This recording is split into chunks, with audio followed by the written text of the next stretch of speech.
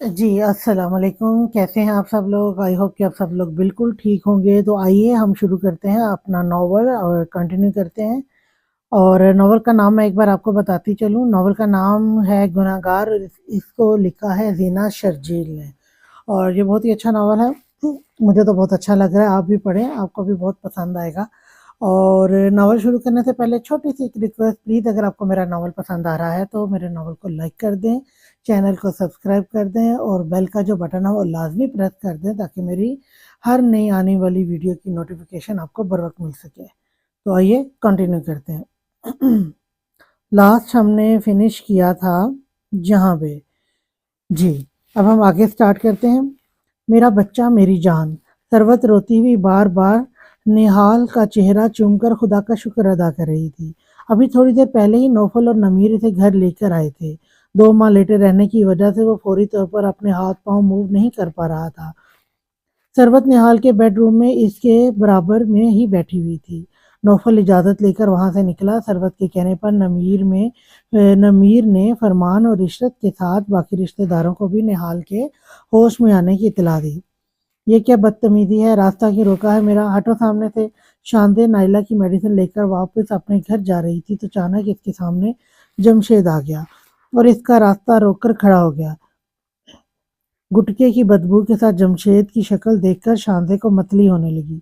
बहुत जबान चलती है तेरी, चंद दिन ठहर, तुझे सही का मजा सिखाऊंगा, फिर तुझे समझ में आएगा जमशेद चीज क्या है। जमशेद ने इसके करीब आकर इसे धमकाते हुए डराने की पूरी कोशिश की। तुम चंद दिन में मजा चिखाने का इरादा रखते हो, मगर मैं अपने हाथ का मजा तुम्हें अभी चिखाती हूँ। शांति के हाथ में इसका गाल पर सुर्ख निशान छोड़ा। आइंदा मेरे सामने, मेरे घर में या रास्ते में आने की जरूरत नहीं है, वरना जूती उतार कर भरे बाजार में तुम्हारी ऐसी दुर्गत बनाऊंगी कि आने वाली नस्लें मुंह छुपाती फिरेंगी। शांति इसे वार्न करती हुई वहां से जाने लगी। रुक, तेरी ये मजाल, तूने जमशेद पर हाथ उठाया, अब निकाह तो होगा। बाद में, पहले मैं बताता हूँ कि मुंह कौन छुपाता फिरेगा। जमशेद शांति का हाथ खींचता हुआ अपनी गाड़ी की तरफ बढ़ा। हाथ छोड़ो मेरा बेगैरत इंसान, वरना जान से मार दूंगी तुम्हें। वो शांति का हाथ पकड़ता हुआ इसे अपने साथ ले जाने लगा। शांति जोर लगाकर भी अपना हाथ जमशेद के हाथ से नहीं छुड़ा पाई तो दूसरे हाथ से इस पर मुक्के बरसाने लगी। इसने रोड पर खड़े बेहिस लोगों को देखा जो तमाशा देखने और वीडियो बनाने में मसरूफ थे। इतने में नौफल, जो कि नायला से मिलने आ रहा था, रोड पर भरे मजमे पर इसकी नजर पड़ी और जो मंजर इसकी आंखों ने देखा कि एक आदमी शांति को जबरदस्ती कार में बिठा रहा है, नौफल की आंखों में खून उतर आया। नौफल अपनी गाड़ी से उतरता हुआ इस आदमी पर झपटा और ताबड़तोड़ घूंसों, मुक्कों और लातों की इस पर बौछार शुरू कर दी।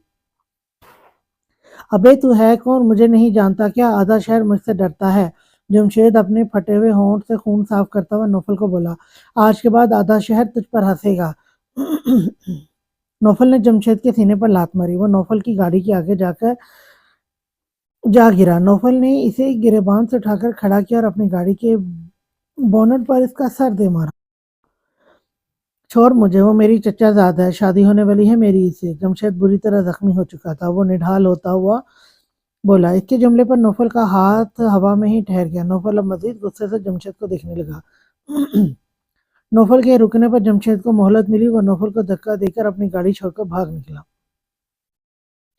नौफल उठा और अपने कपड़े झाड़ने झाड़ने लगा। शांति अभी भी मजमे को देखकर जमशेद की गाड़ी में दुपट्टे से चेहरा छुपाए हुए बैठी थी। आज इसे सही मायनों में नायला और अनाया की बातें समझ में आ रही थी। ये माशरा ही ऐसा था जहाँ औरत अकेली औरत को देखकर हर कोई इसकी मजबूरी बेबसी से फायदा उठाता है। नौफल ने शाहिदा के पास जाने से पहले लोगों के मजमे में से इन दो लड़कों को गिरबान से पकड़कर बीच में ला खड़ा किया जिनके हाथों में मोबाइल था और जो बड़े इत्मीनान से वीडियो बनाने में मसरूफ थे। नौफल ने बारी बारी दोनों के मुंह पर तमाचे मारकर इनसे मोबाइल छीना और जमीन पर फेंककर जूते मारकर मोबाइल की स्क्रीन को चिकनाचूर कर दिया। जब तुम्हारी माँ बहनों के साथ कोई आदमी ऐसा सलूक कर रहा हो तब भी तुम लोग ऐसे ही वीडियो बनाना। ओए तुम तीनों भी यहाँ हो और अपने अपने मोबाइल दो। नौफल ने चीखा। तीनों लड़कों को मजीद बुलाया जो सॉरी करते हुए अपना मोबाइल नौफल को देने लगे। तुम्हें मालूम है ना मैं किस थाने का एसपी हूँ? इन लड़कों में से एक को नौफल भी जानता था। इस लड़के ने फौरन जी कहकर सर हिलाया। अपने पे मोबाइल कल पुलिस स्टेशन से आकर ले जाना और अगली बार अगर किसी मजबूर के साथ ज्यादती होते देखो तो इसकी वीडियो बनाने की बजाय थोड़ी सी मर्दानगी दिखा देना। चलो अब निकलो यहाँ से सबके सब। नौफल मोबाइल अपने पास रखता हुआ बोला, वो लड़के वहां से चले गए। सुनाई नहीं दे रहा, तुम लोगों को, खाली करो रोड, मुफ्त का तमाशा देखने वाले बेगैरत तमाम। नौफल ने चीख कर तमाशबीन से कहा, जो अभी भी खड़े किसी और फिल्मी सीन के इंतजार में थे। आहिस्ता आहिस्ता रात छटने लगा। इसके बाद नौफल शांति की तरफ बढ़ा। निकलो कार से। कार का दरवाजा खोलकर वो शांति से मुखातिब हुआ। शांति अपने चेहरे से दुपट्टा सरकाकर उसे देखने लगी। शांति की आंखें रोने की वजह से सुर्ख हो रही थी, जबकि नौफल के चेहरे पर संजीदगी तारी थी। शांति कार से निकलकर अपने घर की तरफ रुख करने लगी। तभी नौफल इसका बाजू पकड़कर इसे अपनी गाड़ी तक लाया और गाड़ी का दरवाजा खोलकर शांति को अंदर बिठाया। शांति खामोशी से बिना एहतजाज किए बैठ गई। कौन था ये छुछुंदर, और क्या बकवास करके गया है कि तुम्हारी इससे? नौफल जुमला मुकम्मल किए बिना संजीदगी से साजिद शांति को देखने लगा। यही कह रहा था वो। ताया दादा मेरा, और अगले जुमे को मेरा निकाह है इसके साथ। अम्मी तुम्हें आजकल में इनविटेशन देने के लिए कॉल करेंगी। शांति ने भी इतनी संजीदगी से नौफल को देखकर बोला। शांति, मैं इस वक्त मजाक के मूड में हरगिज नहीं हूँ। नौफल ने गुस्से में शांति का नाम पुकारा और सख्त लहजे में अपना जुमला मुकम्मल किया। ऐसे तो वो ख्वाब में भी नहीं सोच सकता था। मैंने तुमसे आज तक मजाक किया है, जो मैं अब तुमसे मजाक करूंगी? तुम्हें तकलीफ किस बात पर हो रही है? तुम ही ने तो मुझे अपनी जिंदगी से निकल जाने के लिए कहा था। शांति भी संजीदगी से इसे याद दिलाने लगी, जिस पर नौफल ने बेबसी से अपनी आंखें बंद कर दोबारा खोली। फरामोश कर बैठा था इस बात को, मैं तुमसे कितनी मोहब्बत करता हूँ। ऐसा लग रहा था तुम्हारे बिना जिंदगी गुजर जाएगी, मगर इन चंद दिनों में ही एहसास हो गया ये नामुमकिन सी बात है। नौफल अब शांति को देखता हुआ एतराफ़ करने लगा। इतनी संजीदगी से एतराफ़ शायद इसने पहली बार आज शांति के सामने किया था। अभी चंद दिन तो ऐसे लगेगा ही, मगर चंद साल बाद जब तुम्हारी जिंदगी में कोई दूसरी आ जाएगी तो शांति कौन थी, शायद तुम्हें मेरा नाम तक याद ना रहे। शांति तल्खी से बोली, तुम कोई सानिया मारिया या अलिशबा थोड़ी हो। तुम कोई सानिया मारिया या अलिशबा थोड़ी हो, बल्कि मेरी पहली सच्ची मोहब्बत हो, जिससे मैंने सिर्फ शादी करने का इरादा, जिससे मैं ना सिर्फ शादी करने का इरादा रखता हूँ, बल्कि चुन्नू और मुन्नू की माँ भी तुम ही बनोगी। नौफल शांति का हाथ थामकर मोहब्बत भरी नजरें इस पर लुटाता हुआ बोला, मगर वो इस बात से बेखबर थी कि पुरानी महबूबाओं का नाम लेकर वो अपनी शामत ले आया है। सानिया मारिया अलिशबा, यानी मुझसे पहले ये भी तुम्हारी मोहब्बतें रही हैं, और तुम अपने करतूत अपने ही मुंह से कितने फख्र से बता रहे हो मुझको। चुल्लू भर पानी में डूब मरो तुम। शांति का यह सब सुनकर दिमाग ही घूम गया। यानी वो अच्छा खासा छिछोरा इंसान था, जिसे वो शरीफ आदमी समझ बैठी थी। किस ढिठाई से वो अपनी पुरानी महबूब मोहब्बतों का एतराफ कर रहा था। शांति गाड़ी से उतरकर पैदल चलने लगी। शांति, रुको, मेरी बात सुनो यार। इनमें से दो तो बचपन की थी और एक यूनिवर्सिटी की। मुझे मालूम था लिशबा खुद भी मेरे साथ टाइम पास कर रही थी, इसलिए मैं भी इसके साथ वक्त गुजारी कर रहा था। तुम्हारे सर की कसम। नौफल भी गाड़ी से उतरकर शांति के साथ पैदल चलता हुआ अपनी बेगुनाही का यकीन दिलाने लगा। शांति इसकी बात सुनकर रुकी और रुख नौफल की तरफ किया। तुम्हें याद है पहली मुलाकात में जो थप्पड़ मैंने तुम्हारे गाल पर मारा था, वो कौन सा गाल था? शांति से देखकर संजीदगी से पूछने लगी। सीधे गाल पर उल्टे हाथ का थप्पड़ मारा था, मगर तुम क्यों पूछ रही हो? नौफल अब शांति से पूछने लगा, ताकि आज तुम्हारे दूसरे गाल पर भी उल्टे हाथ का थप्पड़ मारकर सारा हिसाब बेबाक कर दूं। शांति ने सच में इसके दूसरे गाल पर थप्पड़ मारना चाहा, मगर नौफल ने फौरन इसका हाथ पकड़ लिया। दिमाग खराब है तुम्हारा? चलते हुए रोड पर मेरा तमाशा बनाओगी? लोग हंसेंगे मुझ पर कि एक मच्छर की धुलाई करने के बाद एसपी ने लड़की के हाथ थप्पड़ खा लिया। नौफल शांति का हाथ पकड़कर इसे अपनी इज्जत का एहसास दिलाने लगा। तो फिर इस चलते हुए रोड पर खुद भी चलते हुए बनो। अब मेरा पीछा किया ना तो वक्त थप्पड़ खाओगे। शांति गुस्से में ये भी भूल गई कि थोड़ी देर पहले वो इसको जमशेद से बचाकर एहसान नाम की कुछ चीज कर चुका है, और घर की तरफ चल दी। नौफल जो नायला से मिलने जा रहा था, अपना इरादा मुलतवी करता हुआ कार में बैठकर पुलिस स्टेशन निकल गया। बेटा, यकीन जानो, तुम्हें अपनी आंखों के सामने सही सलामत देखकर दिल को बहुत इत्मीनान हो रहा है, वरना जिस हालत में तुम्हें एक्सीडेंट के बाद देखा था, बहुत बुरे ख्यालात आते थे। शाम में फरमान और रिशत के साथ अनाया भी निहाल के होश की खबर सुनकर सरवत के घर पर मौजूद थी, मगर इस वक्त निहाल के कमरे में फरमान और रिशत के अलावा सरवत और नमीर मौजूद थे। बेशक अल्लाह की ही ज़ात है जो तिनके में जान डालने वाली है। मेरी वजह से आप सबको बहुत परेशानी, मुझे इस बात का अफसोस है। मम्मा ने बताया था आपकी भी काफ़ी तबीयत ख़राब हो गई थी। अब कैसी तबीयत है आपकी? निहाल फरमान को देखता हुआ पूछने लगा। फरमान निहाल से नजरें चुरा गया। बस बेटा, अल्लाह पाक ने ज़िंदगी लिखी थी, या फिर अनाया की फिक्र ने मरने ही नहीं दिया। फरमान निहाल को देखकर बोलने लगा। अनाया के नाम से निहाल के जहन एक बार फिर से अनाया की तरफ चला गया। फरमान और रिशत को देखकर इसे हैरत हुई कि अनाया इससे मिलने नहीं आई। सुबह से सारे रिश्ते वक्फे वक्फे से आए, सबकी कॉल आई, मगर इसे जिसका इंतजार था, इंतजार ही रहा। खाला जानी आप बात नहीं कर रही मुझसे, क्या नाराज़ हैं आप? इशरत काफ़ी देर तक खामोश बैठी थी। निहाल इसको देखता हुआ पूछने लगा, अरे नहीं चंदा, भला मैं क्यों नाराज़ हो गई तुमसे? मैं तो अब तुम्हारी नाराज़गी का सोच रही हूँ कि तुम किस-किस से नाराज़ होते हो। इशरत ने बहुत मीठे लहजे में तंज़ किया, जिससे कमरे में मौजूद तमाम नफूस को साँप सूँघ गया। मैं किससे क्यों नाराज़ होऊँगा भला? इशरत के बाल निहाल के सर पर से गुज़र गई, इसलिए वो पूछने लगा, ये भी जल्द मालूम हो जाएगा, बस तुम हौसला रखो। इशरत शीनी लहजे में बोली। आज सरबत को अपनी बहन की बातों पर दिली तौर पर बहुत अफ़सोस हुआ, क्यों जबकि नमीर खार खाने वाली नज़रों से इशरत को देख रहा था। खाला जानी अनाया कैसी है? वो नहीं आई यहाँ पर? निहाल थोड़ा झिझकता हुआ इशरत से पूछने लगा। बेटा जानी, अनाया को तो आप भूल जाओ। इशरत मज़े से निहाल को बोली। इशरत फरमान ने नज़रों में इशरत को तनबीह करते हुए कुछ भी कहने से बाज रखा, जबकि सरवत अपनी बहन को मलामती नज़रों से देखने लगी। नमीर से तो अब इशरत का वजूद इस कमरे में बर्दाश्त करना मुश्किल हो गया, इसलिए वो खुद कमरे से बाहर निकल गया। अनाया को भूल जाओ, मतलब क्या है इस बात का? निहाल को इशरत का इस तरह बोलना बुरा लगा, जब भी वो इशरत इशरत से पूछने लगा। मेरा मतलब है, इसे भूल कर खुद को मुकम्मल से हिजाब करो, अपनी फ़िक्र करो, ख़्याल रखो। इशरत फरमान के घूरने पर अब सँभल कर बोली। कल रात को नमीर का यूं अचानक चले जाना अनाया को समझ में नहीं आया था, मगर जब सुबह बुआ ने ये खबर सुनाई कि निहाल होश में आ गया है, तो चंद मिनट के लिए ये खबर सुनकर अनाया सख्ते में चली गई। फरमान की परेशान नज़रें, इशरत की मजाक उड़ाती नज़रें वो सुबह से ही देख रही थी। फरमान का दोपहर में डॉक्टर से अपॉइंटमेंट था। वो तीनों ही ड्राइवर के साथ शाम में निहाल को देखने पहुंचे। फरमान और इशरत निहाल के कमरे में इसको देखने चले गए, मगर अनाया के पाँव जैसे किसी ने जकड़ लिए हों। वो वहीं लॉन में बैठ गई। वो काफ़ी देर से लॉन में बैठी हुई किसी गहरी सोच में गुम थी। इसे नमीर के आने का एहसास ही नहीं हुआ। यहाँ क्यों बैठी हो अकेले? नमीर निहाल के कमरे से निकला तो दाखिली दरवाजे से लॉन में इसे कुर्सी पर अनाया बैठी हुई नजर आई। वो कल रात को इससे इससे कुछ बताए बगैर ही आ गया था। अनाया को गहरी सोच में गुम देखकर नमीर ने इसे मतवज्जो करने के लिए सवाल किया, क्यों आप यहाँ बैठने पर भी पाबंदी लगाएंगे आप? अनाया ने अपने सामने खड़े नमीर से मुंह बनाकर पूछा है। इसे नमीर का कल रात वाला अंदाज बिल्कुल अच्छा नहीं लगा था, और वो नमीर से खफा भी थी और इसे अपनी खफगी का एहसास दिलाना चाहती थी। तुम कौन सा मेरी पाबंद रहती हो? वो बीवियां और ही होती हैं जो अपने शोहर का हुक्म बजा लाएं, इनकी ख्वाहिशात का एहतराम करें। नमीर अनाया के पास रखी दूसरी कुर्सी पर रिलैक्स अंदाज में बैठता हुआ बोला, तो अनाया हैरत से इसे देखने लगी। यानी वो अपनी खफगी का इजहार कर रही थी, मगर नमीर के उल्टे इससे शिकवे कम नहीं हो रहे थे। और किस तरह अपने पाबंद बनाना चाहते हैं? अब कपड़े तक तो मैं आपके लाए हुए आपकी मर्जी से पहनती हूँ, अब क्या एक्सपेक्ट कर रहे हैं कि मुझसे अपना सर कलम करके आपके कदमों में रख दूँ?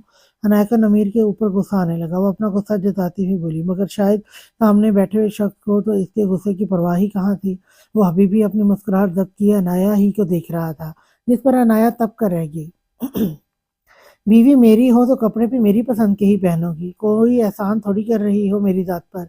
शोहर हूँ मैं तुम्हारा, मेरा हुक्म मानना तुम्हारा फर्ज है। तुम्हारे कलम हुए सर का मैं क्या करूँगा? बात अपने दिल की करो तो शायद कुछ बात बने।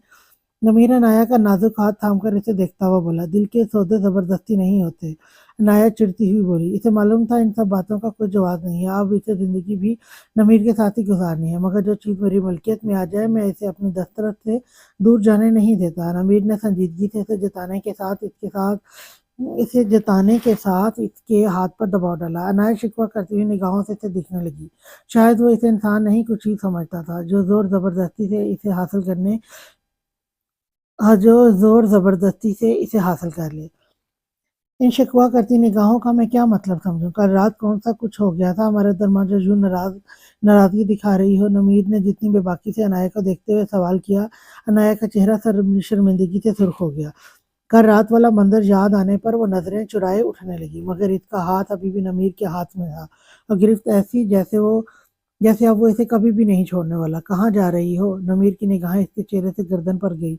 कल रात की तरह इस वक्त भी नमीर के दिल में ख्वाहिश जागी कि वो अपने होंठ अनाया की गर्दन पर रख दे।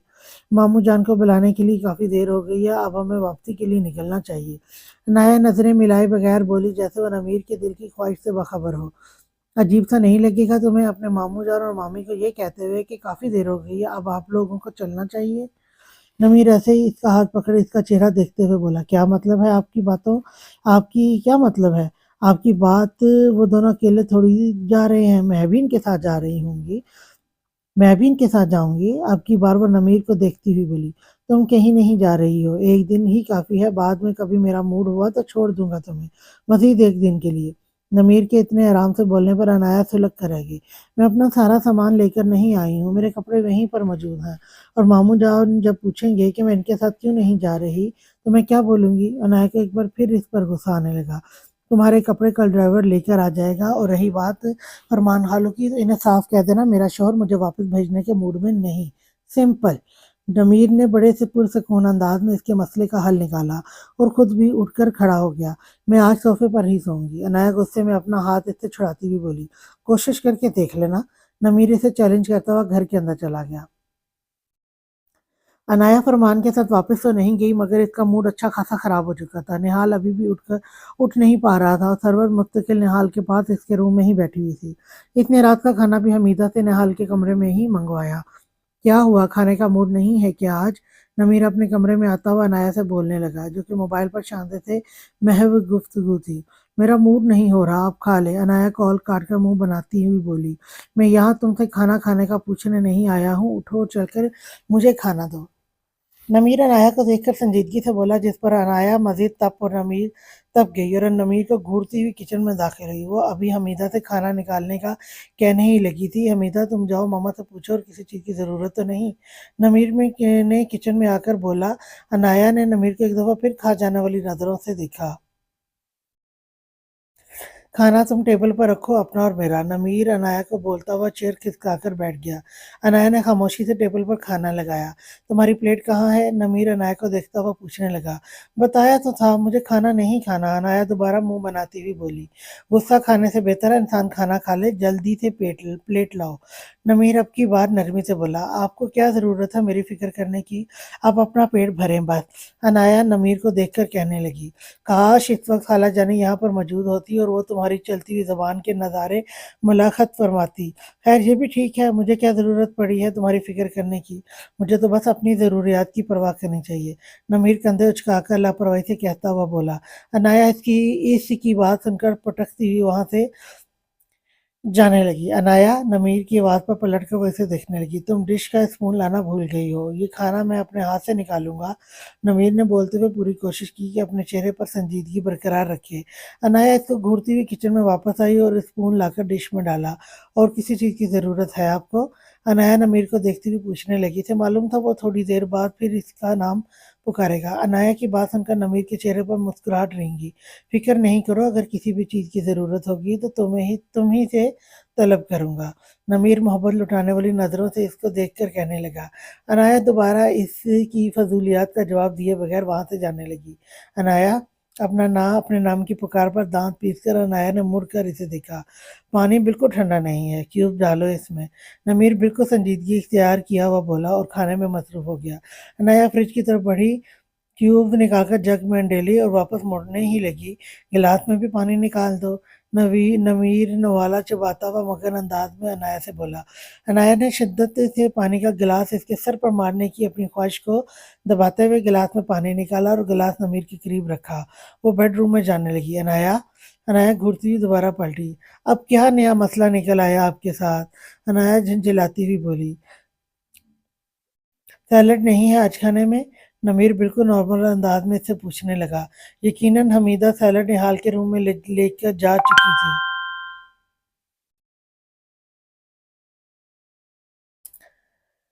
सैलेड नहीं है आज खाने में? नमीर बिल्कुल नॉर्मल अंदाज में इससे पूछने लगा। यकीनन हमीदा सैलेड निहाल के रूम में लेकर जा चुकी थी। नहीं है तो क्या करूँ? मुझे सैलेड बनाकर खा जाएँगे आप। मुझे सैलेड बनाकर खा जाएँ आप। अनाया इशरत के अल्फाज़ इस्तेमाल करती हुई बोली। वो बदतमीज़ हरगिज़ नहीं थी, मगर नमीर जब से इसकी ज़िंदगी में आया था वो इसे अब अक्सर बदतमीज़ी करने पर मजबूर कर देता था। आइडिया बुरा नहीं है, मगर ये रात को ट्राई करूँगा। अब मुझे यूँ खाना खा जाने वाली नज़रों से घूरना बंद करो, खामोशी से सैलेड बनाओ मेरे लिए। खीरे काट कर मत रख देना मेरे सामने। रशियन सैलेड बनाओ। नमीर की नई फरमाइश पर अनाया खोल कर रह गई। दोबारा किचन में आकर फ्रिज से कैबेज निकालकर बारीक काटने लगी। ज़रा शर्म नहीं आती बीवी को तंग करते हुए, बल्कि जानबूझकर तंग करते हुए। मुँह ही मुँह में बोलती हुई उबली हुई मटर फ्रीज़र से निकालकर चिकन स्टर्ड में मिक्स करने लगी। जल्दी-जल्दी हाथ चलाकर रशियन सलाद तैयार करके अनाया ने बाउल टेबल पर रखा और वही चेयर पर बैठ गई। इसे मालूम था दोबारा बेडरूम में जाना बेकार है। इसको चेयर पर बैठा देखकर नमीर मुस्कुराया। नमीर रशियन सैलेड का बाउल उठाकर कांटे की मदद से सैलेड खाने लगा। विंगर नहीं डाला इसमें? विनेगर नहीं डाला इसमें? एक नवाला मुँह में रखकर नमीर अनाया को देखता हुआ पूछने लगा। मैंने विनेगर डाला है इसमें, अनाया ज़ब्त करती हुई तहम्मुल से बोली। अच्छा टेस्ट करके देखो। वो कांटे में सैलेड भरकर वो कांटा इसके मुँह की तरफ ले गया। मैं किसी का झूठा फ़ॉर्क या स्पून यूज़ नहीं करती। अनाया नमीर को देखकर कहने लगी, मैं किसी थोड़ी हूँ, हबी हूँ तुम्हारा, मुँह खोलो शाबाश। नमीर मज़ीद इसके मुँह के करीब नवाला लेकर गया तो अनाया का मुँह खोलना पड़ा। इसने आज पहली दफ़ा किसी का झूठा फ़ॉर्क यूज़ किया था। अच्छा खासा विनेगर का टेस्ट आ रहा है। अनाया नमीर को देखकर बोली। अच्छा? नमीर ने दोबारा अपने मुँह में फ़ॉर्क की मदद से नवाला डाला। हाँ, विनेगर डाला है तुमने, लेकिन लेकिन ब लेकिन बल्क पेपर डालना भूल गई हो तुम। नमीर ने फ़ॉर्क में सैलेड भरकर अनाया के कुछ बोलने से पहले इसके मुँह में डाल दिया। इसमें ब्लैक पेपर भी मौजूद है। अनाया मुँह चिल्लाती हुई नमीर को घूरती हुई बोली, अच्छा मैंने नोट नहीं किया। नमीर अब नवाला अपने मुँह में डालकर ब्लैक पेपर टेस्ट करने लगा। देखो मटर सही से उबली हुई नहीं लग रही। नमीर ने इसके मुँह में नवाला डालते हुए पूछा। मटर पहले से ही बॉयल फ्रीज़ में रखी हुई थी। अनाया मुँह में भरे हुए सैलेड की वजह से बमुश्किल बोल पाई। अच्छा मुझे फ़ील नहीं हुआ। नमीर ने दूसरा नवाला खुद अपने मुँह में डालते हुए कहा।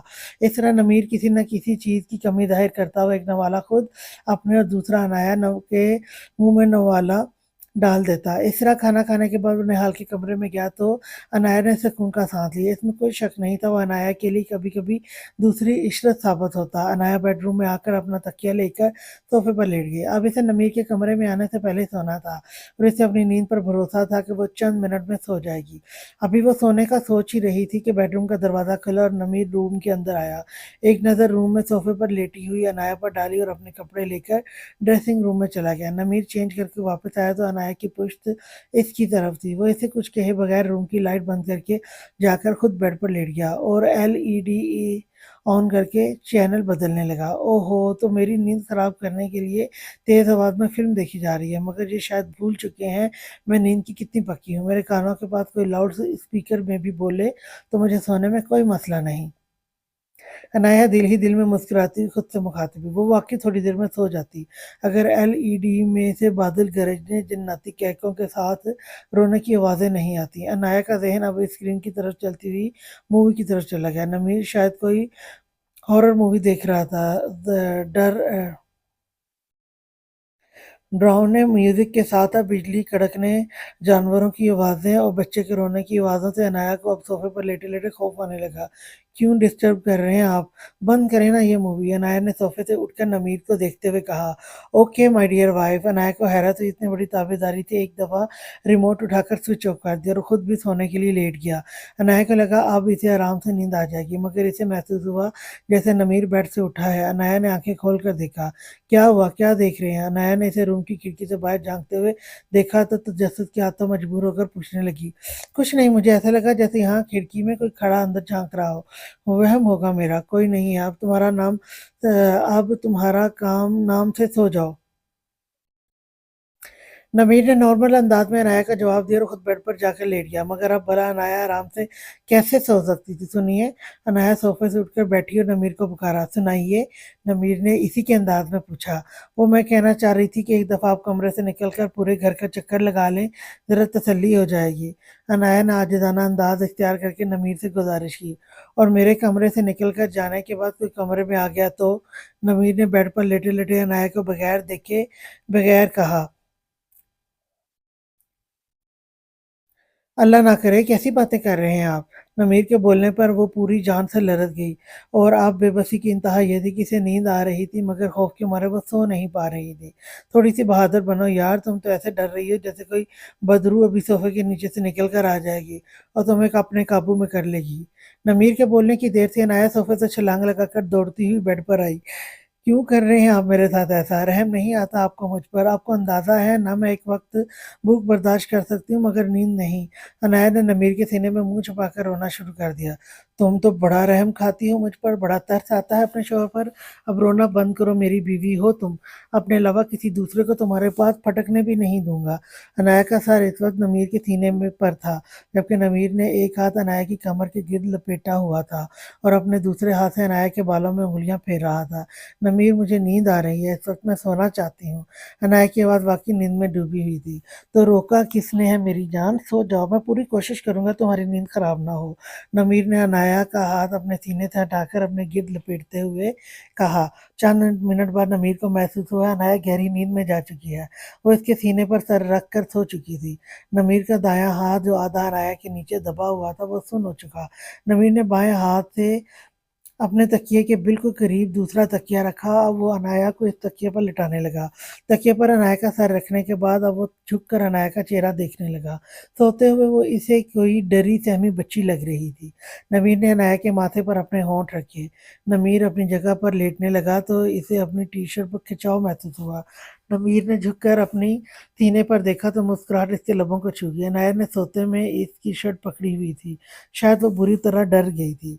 नवीर ने इसके हाथ से अपनी शर्ट निकाली और अनाया का हाथ अपने होंठों पर रखा। अब वो अपने सीने पर अनाया का हाथ रखकर खुद भी सोने की कोशिश करने लगा। अनाया, अनाया मेरी जान, कभी तो एक ही आवाज़ में जाग जाया करो। सुबह नमीर की आंख खुली तो मामूल के मुताबिक वो अनाया को का कंधा हिलाता हुआ ऐसे जगाने लगा, मगर वो भी मामूल की तरह नमीर के एक दफ़ा जगाने में टस से मस नहीं हुई। यार ये तो जगाने का तरीका ही फजूल है। नमीर अनाया को देखता हुआ सोचने लगा और अनाया के चेहरे पर से बालों की लटों के पीछे करने लगा। अब वो उंगलियां इसके चेहरे पर फेरता हुआ गर्दन तक लाया। अनाया के चेहरे के तासुरात नींद में तब्दील हो गए। वो अपनी भवें सुकेड़ने लगी, जैसे जैसे आंखें खोलने की कोशिश में लगी। इससे पहले नमीर का हाथ गर्दन से मजीद नीचे जाता, अनाया ने आंखें खोलकर इसका हाथ पकड़ा। क्या कर रहे थे आप? अनाया फौरन उठकर बैठी और नमीर को गुस्से में देखते हुए पूछने लगी। तजर्बा कामयाब हुआ। तुम्हें जगाने का नया तरीका ढूंढा है जो कि कारामद भी है। नमीर पर बेड पर लेटा हुआ अनाया को देखकर बोला। बस कर दें, आपको ही इस तरह अपने दरमियान रिश्ते का एहसास दिलाता है। जबरदस्ती दूसरे के ऊपर मुसल्लत होकर इस पर जबरी हक इस्तेमाल करके अनाया जो परसों से भरी बैठी थी अचानक इस वक्त फट पड़ी। शट अप, बकवास बंद करो अपनी। कौन सा जबर किया है मैंने इस वक्त तुम पर? अगर मुझे जबरदस्ती हक वसूल ना होता तो कल रात तुम खुद मेरी बाहों में आई थी, खौफजदा और बेबस थी। आराम से तुम्हारी बेबसी का फायदा कल रात भी उठा सकता था और अभी भी उठा सकता हूँ। क्या कर लोगी तुम? जवाब दो। नमीर अनाया की बात पर गुस्से में उठ बैठा और अब गुस्से में इसको देखने लगा। अपने और तुम्हारे दरमियान मौजूद रिश्ते का एहसास मैं जब तक तुम्हें दिलाऊंगा, जब तक तुम्हारे दिलो दिमाग में वो नाम खुरच ना दूं जिसकी वजह से तुम्हें अपने मेरे रिश्ते का एहसास ही नहीं है और ना ही इस रिश्ते की कदर है। लेकिन अब तुम मुझसे कभी प्यार या नरमी की तवक्को मत करना। एक बात मेरी कान खोलकर सुन लो, इस रिश्ते में अब चाहे तुम्हारी दिलचस्पी हो या नहीं, तुम्हें किसी दूसरे के लिए तुम्हें हरगिज नहीं छोड़ने वाला। नमीर गुस्से में अनाया को बोलता हुआ कमरे से चला गया। अनाया के दिल को अचानक कुछ हुआ। इसका दिल चाह वो जाए नमीर को सॉरी बोले। गुस्से में शायद वो ही ओवर रिएक्ट कर गई थी। वो शोहर था इसका। अनाया सोच में पड़ गई, मगर फिर वही अना आड़े आ गई। सुस्ती से उठकर वार्डरोब से नमीर के कपड़े निकालने लगी। इसके बाद इसे नमीर के लिए नाश्ता बनाना था, मगर इसे अपनी गलती का एहसास जब हुआ जब नमीर ना ही इसके निकाले हुए कपड़े पहनकर ऑफिस गया और ना ही इसके हाथ का बना नाश्ता करके। दरवाजे पर जोर जोर से दस्तक हुई तो शांति दरवाजा खोलने गई। शांति ने नौफल को सामने खड़े पाया। एक पल के लिए वो ठहर गई। वो शांति को देखता हुआ मुस्कुरा रहा था। अम्मी घर पर नहीं है। शांति दरवाजा बंद करने लगी। तभी नौफल ने दोनों हाथों से दरवाजा खोला और घर के अंदर दाखिल हुआ। मैं अम्मी के साथ साथ अम्मी की बेटी से भी मिलने आया हूँ। नौफल घर का दरवाजा बंद करता हुआ शांति के पास आया। मगर अम्मी की बेटी तुमसे मिलना नहीं चाहती। शांति अपने कमरे में जाने लगी, तभी नौफल ने इसका हाथ पकड़ा। तो क्या अब अम्मी की बेटी मुझे माफ भी नहीं करेगी? नौफल संजीदगी से इसको देखता हुआ पूछने लगा। किस किस बात की माफी चाहिए तुम्हें? शांति नौफल के हाथ से अपना हाथ छुड़ाते हुए पूछने लगी। मेरे जिस जिस अमल से या बात से तुम्हारा दिल दुखा है। नौफल भी संजीदगी से इसे देखता हुआ कहने लगा। आइंदा कभी छोड़ने या दूर जाने की बात करोगे? शांति को गौर से देखती हुई पूछने लगी। तो नौफल ने इसके दोनों हाथ थाम लिए। ना ही कभी तुम्हें छोड़ सकता हूँ और ना ही दूर जा सकता हूँ और ना ही कभी तुमको खुद से दूर जाने दूँगा। नौफल इसके दोनों हाथ थामता हुआ ऐसे यकीन दहानी कराने लगा। अबू जमशेद से मेरा 3 दिन बाद निकाह पढ़ाने वाले हैं, शांति ने नौफल को बताया। शांति की बात सुनकर नौफल के चेहरे के नरम तासरात में एकदम सख्ती आई। वही कल वाला मुच्छड़? नौफल की तस्दीक करने पर शांति ने सर हिलाकर ताकीद की। नौफल, वो लोग इस घर के लालच में निकाह करना चाह रहे हैं और मैं इस निकाह की बजाय खुदकुशी को तरजीह दूँगी। शांति ने किसी डर के एहसास से बोला, "श्श, मेरी एक बात याद रखना, तुम्हें कोई भी शक मुझसे छीन नहीं सकता, ना तुम्हारे अब्बू, ना तुम्हारे ताया और ना ही वो मुच्छड़। और उस उल्लू के पट्टे को तो मैं ऐसा मज़ा चखाऊँगा, शादी और लड़की दोनों को ही अरमान इसके दिलो-दिमाग से निकल जाएँगे।" नौफल ने जितनी संजीदगी से अपनी बात मुकम्मल की, इसकी बात सुनकर शांति को हँसी आ गई। कितने दिन बाद इसे अपने दिलो-दिमाग से कोई बोझ उतरता हुआ महसूस हुआ था। तुम्हें मालूम है, तुम ज़ालिम होने के साथ-साथ बहुत हसीन भी हो। नौफल शांति को खिलखिलाकर हँसता हुआ देखकर इसे कमर से पकड़कर अपने होंठ करीब लाता हुआ बोला, "ओए ज़रा तमीज़ से, इस वक़्त फैलने की ज़रूरत नहीं है।" शानदार ने इसे धक्का देते हुए कहा तो नौफल का अच्छा खासा मूड ख़राब हो गया। "तो फिर मेरे फैलने का वक़्त मुकर्रर कर दो ताकि मेरे मूड को का सत्यानाश ना हो सके।" नौफल बुरा मानते हुए कहने लगा, मगर शानदार इसकी बात का जवाब दिए बगैर इसे शक भरी नज़रों से घूरने लगी। "क्या हुआ? तुम ऐसे क्यों देख रही हो?" नौफल इसकी नज़रों से कन्फ्यूज़ होता हुआ पूछने लगा। "तुमने यकीनन सनिया, मारिया और अलिशबा को भी किस करने की कोशिश की होगी।" शानज़ गौर से उसके चेहरे के तासुरात देखती हुई बोली। नौफल शानज़ की बात सुनकर चौंका। शानज़ ने मज़ीद आँखें बड़ी करके इसे घूरा। तौबा तौबा! कैसी गंदी-गंदी बातें कर रही हो तुम। तुम्हें मैं इतना घटिया लगता हूँ? नौफल अब हैरत से अपने कान पकड़ते हुए शांति को देखकर कहने लगा, घटिया तो तुम हो, इसमें रत्ती बराबर शक नहीं। अम्मी आने वाली हैं, इनके आने से पहले जल्दी से मेरे सवाल का जवाब दो। जैसे तुमने आज मुझे किस करने की कोशिश की, वैसे ही तुमने इन लड़कियों को भी किस करने की कोशिश की होगी। तुमने किस करी थी इन्हें या नहीं? शांति इन दिनों हाथ कमर पर रख कर शानज़े अपने दोनों हाथ कमर पर रखकर इतनी करीब आती हुई बोली तो नौफल इसके गज़बनाक तेवर देखकर पीछे होता हुआ कुर्सी पर जा बैठा। "यार कैसी बातें कर रही हो तुम? मेरे इस वक़्त मेरे स्कूल जाने की उम्र थी और मैं एक मासूम बच्चा था। इतनी छोटी उम्र में किसी लड़की को किस करूँगा? कितना घटिया समझा हुआ है तुमने मुझे।" नौफल शानज़े को सफाई देती हुई कहने लगी, "मासूम तो तुम अपनी पैदाइश के वक़्त भी नहीं रहे होगे, इतना तो मुझे यकीन है। सनिया मारिया के वक़्त तुम स्कूल लाइफ़ में थे, मगर अलिशबा तुम्हारी यूनिवर्सिटी फेलो थी। तुमने खुद मुझे कल बताया था, यानी तुमने इसको किस करी होगी।" शांति गुस्से में कुर्सी के करीब आकर नौफल को घूरती हुई कहने लगी, "नहीं करी।" नौफल भी जैसे ऐसे आंखें दिखाकर मुकरते हुए कहने लगा, "तुम झूठ बोल रहे हो, तुमने इसको किस की थी।" शांति अपनी बात पर अड़ी रही और गुस्से में दांत पीसते हुए बोली, "तुम कैसे कह सकती हो कि मैंने किस करी थी? क्या तुम इस वक़्त वहाँ मौजूद थी, जब मैं इसे किस कर रहा था?" नौफल ने अपने दिफा में पॉइंट उठाते हुए कहा। इसीलिए कह सकती हूँ क्योंकि इस वक़्त तुम्हारा लहज़ा साफ चुगली खा रहा है। मतलब साफ है तुमने इसको किस की थी। शांति इस बात पर ज़ोर देती हुई बोली और गुस्से में मुड़ने लगी तो नौफल कुर्सी से उठा और शांति का बाजू पकड़कर इसे खींचा। मैंने इसे किस नहीं करी थी, लेकिन तुमने अब की बार दोबारा बोला तो मैं तुम्हें किस ज़रूर करूँगा। नौफल इसके होंठों को देखता हुआ बोला, और तुम ऐसा करोगे तो मैं तुम्हारा सर फाड़ दूँगी। शांति इसे डरे बगैर बोली और नौफल इसकी धमकी पर मुस्कुराने लगा। और शादी वाले दिन क्या करोगी? नौफल की बात सुनकर शांति का चेहरा सुर्ख हुआ, मगर दरवाजे पर दस्तक हुई। यकीनन नायला आ चुकी थी। शांति दरवाज़ा खोलने जाने लगी। "जब तक तुम मुझे सच नहीं बताओगे, मैं तुमसे शादी नहीं करूँगी।" शांति इसको धमकी देती हुई दरवाज़ा खोलने चली गई, तो नौफल इसकी बात सुनकर मुस्कुरा दिया। निहाल शावर लेकर रूम में आया और वो कल की बनिस्बत आज अपने आप को बेहतर फ़ील कर रहा था। इसे सिर्फ़ राइट हैंड उठाने में प्रॉब्लम हो रही थी, मगर अब वो आराम से चल फिर रहा था। वो ऑफ़िस भी आना चाहता था, मगर नमीर ने इसे 1 हफ़्ते के लिए आराम करने का कहा। नौफल ने भी नमीर की तायद की। आज सुबह ऑफ़िस पहुंचकर नमीर ने इसे कॉल की और शावर लेने से पहले नौफल ने कॉल करके इसकी तबीयत पूछी। सरबत ने दोपहर का खाना इसी के साथ इसी के बेडरूम में खाया। अब वो अपने कमरे में बेड पर लेटे-लेटे उकता चुका था। तभी इसने अपने बेडरूम की खिड़की खोली। अनाया लॉन में से अनाया टहलती हुई नज़र आई, तो निहाल को इसे देखकर हैरत हुई। वो अपने कमरे से निकलकर लॉन में जाने लगा।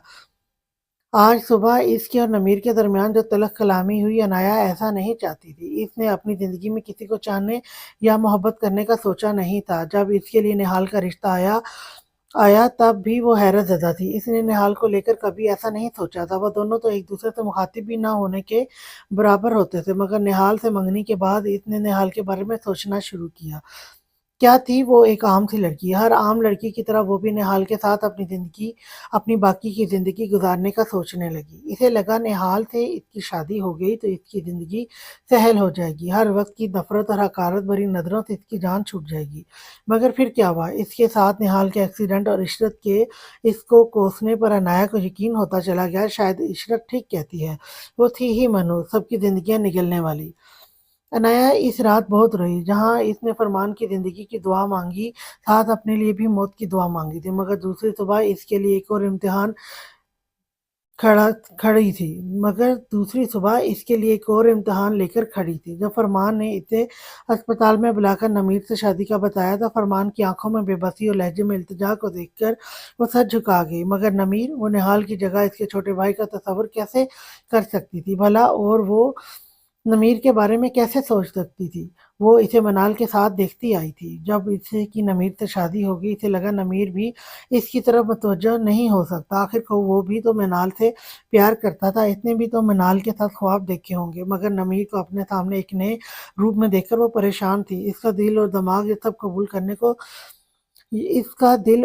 ये सब कुछ कबूल नहीं कर पा रहा था। फरमान ने जब इसे निहाल के होश में आने का बताया तो कितनी देर तक फरमान को खाली नज़रों से देखती रही। वो निहाल का सामना कैसे करेगी? इसका ज़हन परेशान था।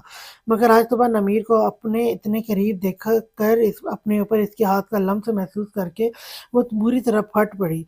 अब नमीर इससे नाराज़ था। इसे नमीर का नाराज़ होना भी अच्छा नहीं लग रहा था। इन 2 माह में कोई एक दिन भी ऐसा नहीं गुज़रा जब नमीर ने इसके हाथ का बना हुआ नाश्ता ना किया हो।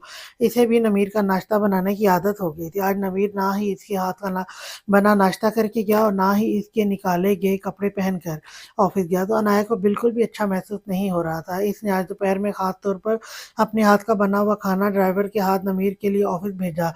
मैसेज में सॉरी भी लिख कर भेजा। मगर नमीर का कोई रिप्लाई नहीं आया। इस बात को लेकर अनाया का दिल काफ़ी उदास था। वो तो जैसे अपने आप को 2 हिस्सों में बँटा हुआ महसूस कर रही थी। अनाया टहलते-टहलते वो ये सब बातें सोच रही थी तब इसे अपने नाम की पुकार सुनाई दी। अनाया ने मुड़कर देखा तो सामने निहाल खड़ा था। वो इस वक़्त का तो कल से सोच रही थी और शायद डर भी रही थी। आखिर वो वक़्त आ ही गया। कैसी हो? निहाल जैसे तवक्कुह कर रहा था। अनाया इसको देखकर खुश हो गई मगर ऐसा कुछ नहीं हुआ। निहाल के पुकारने पर वो गुमसुम सी इसे देख रही थी। तब निहाल ने इससे की खैरियत पूछी। ठीक, और आप कैसे हैं? अनाया ठहर-ठहर कर पूछने लगी। तुम्हारे सामने हूँ, देख लो, मम्मा की दुआएँ और तुम्हारी मोहब्बत मुझे मौत के मुँह से खींच लाई। निहाल बशाश लहजे के साथ बोला, मगर अनाया इसकी बात सुनकर बहुत मुश्किल से मुस्कुराई। मोहब्बत का तो नहीं पता, दुआएँ तकदीर बदल सकती हैं। सरबत आंटी वाक़ई बहुत दुआएँ करती थीं आपके लिए, अनाया ने निहाल को देखकर कहा। निहाल ने इसके लहजे में उदासी वाज़ेह महसूस की। तुम कब आई यहाँ पर? निहाल बात तब्दील करता हुआ अनाया से इसके आने के मुतालिक पूछने लगा। कल और मामू और मामी के साथ आई थी। अनाया को समझ में नहीं आया वो क्या जवाब दे, इसलिए सच ही बोल दिया, जिस पर निहाल को बहुत ज़्यादा हैरत हुई। क्या तुम कल से यहाँ पर मौजूद हो? नमीर या मामा में से किसी ने मुझे बताया ही नहीं, और तुम मेरे पास क्यों नहीं आई? निहाल हैरत से अनाया से पूछने लगा मगर वो निहाल से नज़र चुराकर चुप हो गई। अनाया, क्या तुम नाराज़ हो मुझसे? निहाल ने अनाया की नज़रें चुराने पर इससे सवाल किया। निहाल के एक्सीडेंट से पहले वो जैसी थी, निहाल को वैसी नहीं लगी, बुझी-बुझी अफ़सरदा सी, यूँ बेमायनी बातें करती हुई। कुछ बदल गया था, क्या बदला था वो निहाल को समझ में नहीं आया। आपसे नाराज़ नहीं हूँ, शायद अपने नसीब से नाराज़ हूँ। अनाया ने आँसुओं की नमी को आँखों में लाए बगैर अपने अंदर उतारना चाहा, जो कि इसी के लिए तकलीफ़देह अमल था। ऐसे मत बोलो अनाया, मेरा कोमे में जाना, हमारी शादी का डिले होना, ये सब किस्मत में लिखा था। मेरे और तुम्हारे दरमियान वक़्त थोड़ी देर के लिए थमा था, मगर कुछ बदला तो नहीं है ना? अब सब ठीक हो जाएगा, मेरा यकीन करो। निहाल को लगा अनाया इसके एक्सीडेंट और शादी के कैंसल हो जाने पर उदास है, इसलिए वो इसका हाथ थामता हुआ उसे यकीन दिलाने लगा। अनाया का दिल चाहा वो चीख कर निहाल को बताए, कुछ भी अब ठीक नहीं हो सकता। अपने नमीर इतने में नमीर कार पार्क करता हुआ लॉन में नहाल और अनाया के पास आया। वो अभी इस वक़्त ऑफ़िस से घर आया था। नमीर चलता हुआ इन दोनों के पास आया मगर इसकी नज़र में अनाया के हाथ पर थी, जो इस वक़्त निहाल के हाथ में था। अनाया की नज़र नमीर की आँखों पर। अनाया ने खींचकर निहाल से अपना हाथ छुड़ाना चाहा मगर निहाल ने इसका हाथ थामे रखा। शायद इतने दिन की दूरी इन दोनों के दरमियान आ गई थी, इसलिए निहाल का दिल नहीं चाहा कि वो अनाया का हाथ छोड़े। कब से यहाँ निहाल के साथ मसरूफ़ हो? मैं तुम्हें काफ़ी देर से कॉल मिला रहा था। नमीर ने करीब पहुँचकर अनाया को मुखातिब किया। वो नमीर के लहजे की काट और तंज को साफ महसूस कर सकती थी। अब इसे नमीर से डर लगने लगा। इसे छोड़ो, तुम मुझसे बात करो। तुमने मुझे बताया क्यों नहीं? ये कल रात से हमारी तरफ रुकी हुई है। निहाल बीच में मुदाखलत करता हुआ नमीर से बोला, तुम भी इसे छोड़ो और जाकर रूम में अपनी मेडिसिन लो, टाइम हो गया है। नमीर ने निहाल को बोलने के साथ ही अनाया का हाथ इसके हाथ से छुड़ाकर खुद पकड़ा। ओहो! ओह! तो अब तुम हमारे बीच में विलेन का रोल प्ले करोगे। निहाल मुस्कुराता हुआ नमीर से बोलने लगा, जिस पर नमीर भी इस्ताहिया हँसा। यही समझ लो, तुम्हारी स्टोरी का विलेन मैं ही हूँ। नमीर ने निहाल को बोलने के साथ अनाया के हाथ पर अपनी गिरफ्त सख्त कर दी। जितनी नज़ाकत से निहाल ने इसका हाथ थामा था, इतनी ही सख्ती इस वक्त नमीर के हाथ में थी। अनाया खामोश खड़ी इन दोनों को बातें करता हुआ देखने लगी। मैं तुम्हें विलन हरगिज़ नहीं बनने दूंगा। मामा से भी जाकर कहता हूँ तुम्हारे लिए भी जल्दी कोई लड़की का बंदोबस्त करें। निहाल नमीर को कहता हुआ एक मुस्कुराती नज़र अनाया पर डालकर अंदर चला गया। निहाल के जाने के बाद नमीर ने मजबूती से अनाया का बाजू पकड़ा और दाखिली रास्ते की बजाय पिछले दरवाजे से अनाया को अपने बेडरूम में लाकर बेड पर धक्का दिया। अनाया अंधे मुंह बेड पर गिरी। नमीर बेडरूम का दरवाजा लॉक्ड करके अनाया के पास आया और इसे उठाकर अपने सामने खड़ा किया। क्या सजा दूं तुम्हारे हाथ को इस वक्त, बोलो? निहाल का थामा हुआ अनाया का हाथ नमीर मरोड़ता हुआ अनाया से पूछने लगा। हाथ के मोड़ने पर दर्द की शिद्दत से अनाया के मुंह से चीख निकल गई। प्लीज नमीर, छोड़िए मेरा हाथ, मुझे दर्द हो रहा है। जब वह अनाया का हाथ मोड़ता हुआ कमर तक ले गया तब अनाया कराहती हुई बोली। नवीन ने दूसरे हाथ से अनाया का मुंह दबोचा। इस कमरे से अगर तुम्हारी आवाज बाहर निकली तो तुम्हारा गला दबा दूंगा। नवीर ने से गुस्से में बोलता हुआ बेड पर धक्का दिया। अगली बार अगर मैंने तुम्हारा हाथ निहाल के हाथ में देखा तो मैं तुम्हारा हाथ कंधे से अलग कर दूंगा। नमीर बेड पर सिसकते हुए वजूद को देखकर वार्निंग देने लगा। आज सुबह वो इसके छूने पर किस्सा रही कैसा रिएक्ट कर रही थी और अब निहाल के हाथ में हाथ दिए वो मजे से निहाल से बातें कर रही थी। ये सोच ही नमीर को जलाने लगी। तो फिर बता देना जाकर अपने भाई की असलियत कि मैं आपके घर का ही नहीं बल्कि आपके बेडरूम का भी हिस्सा बन गई हूँ। अनाया बेड पर लेटी रोती हुई बोली, इसको भी बताऊंगा मगर ये बात तुम खुद भी याद रखो तो ज्यादा बेहतर है। नमीर अनाया को गुस्से में बोलता हुआ वार्डरोब से अपने कपड़े निकालकर ड्रेसिंग रूम में चला गया। आज सुबह इसे अनाया पर गुस्सा था मगर जब दोपहर में अनाया ने इसको अपने हाथ का बना हुआ खाना भेजा तो नमीर का गुस्सा झाग की तरह बैठ गया। वो इसकी नाराजगी का एहसास करती थी, यानी नमीर इसके लिए अहमियत रखता था और वो इसकी ज़िंदगी में कितनी अहमियत रखता था ये नमीर को जानना ज़रूरी हो गया था। मगर खाने के बाद इसे एक इम्पोर्टेंट मीटिंग अटेंड करना था, इसलिए वो अनाया को थैंक्स नहीं बोल सका। ऑफिस से घर आते हुए इसने मोबाइल पर अनाया का सॉरी का मैसेज देखा तो नमीर इसे कॉल मिलाने लगा मगर अनाया कॉल अटेंड नहीं कर रही थी। नमीर घर आकर इसे थैंक्स कहने का इरादा रखता था मगर जो मंजर नमीर ने देखा वो इसे बुरी तरह जला गया। निहाल खाने की टेबल पर आया तो सरवत और नमीर पहले से ही मौजूद है जबकि अनाया इन दोनों को खाना सर्व कर रही थी। अनाया को अपने घर में इस रूप में देखा निहाल अंदर तक सरशार हुआ। इतनी रेड क्यों हो रही है तुम्हारी आईज? क्या हुआ? आईज इतनी रेड क्यों हो रही हैं तुम्हारी? क्या हुआ? निहाल कुर्सी खिसकाकर बैठा तो इसने अनाया को मुखातिब करते हुए कहा। नमीर के मुंह में जाता हुआ नवाला रुक गया। इसने निहाल को एक नज़र देखा और फिर खाना खाने लगा। नमीर को निहाल का अनाया पर इतना गौर व फिक्र करने पर नमीर का मूड मजीद खराब होने लगा। पानी दो अनाया। अनाया निहाल को न जाने क्या बोलने वाली थी। बीच में नमीर ने अनाया को मुखातिब किया जबकि पानी का जग नमीर के बिल्कुल पास ही रखा था। अनाया गिलास लेकर नमीर के पास आई और उल्टे हाथ से जग में पानी डेलने लगी। वो इन दोनों को उल्टे हाथ से ही खाना सर्व कर रही थी। नमीर इस बात को नोट कर चुका था। बेटा सीधे हाथ को क्या हुआ तुम्हारे? अब की बार सरवट नोट करती हुई पूछने लगी। आंटी, मूव करने में दर्द हो रहा है। अनाया कुर्सी पर नमीर के बराबर में बैठती हुई नसें झुकाकर बोलने लगी। इसकी बात सुनकर तीनों ही अनाया को देखने लगे। थोड़ी देर पहले तो ठीक था, अचानक क्या हुआ तुम्हारे हाथ को? निहाल फिक्रमंदी से पूछने लगा। तुम इसकी फिक्र छोड़ दो निहाल, अब सिर्फ अपनी फिक्र किया करो। तुम खुद अभी मुकम्मल तौर पर स्टेबल नहीं हो। नमीर की बात सुनकर निहाल चुप हो गया। इसका नमीर का ये अंदाज समझ में नहीं आया। क्या हुआ है तुम्हारे हाथ को? दिखाओ। नमीर अनाया को देखता हुआ मुखातिब हुआ। नमीर, तुम भी चुप करके खाना खाओ। अनाया बेटा आप मेरे रूम में जाओ, मैं आती हूँ थोड़ी देर में। सरवत के कहने पर अनाया वहां से उठकर इसके रूम में चली गई।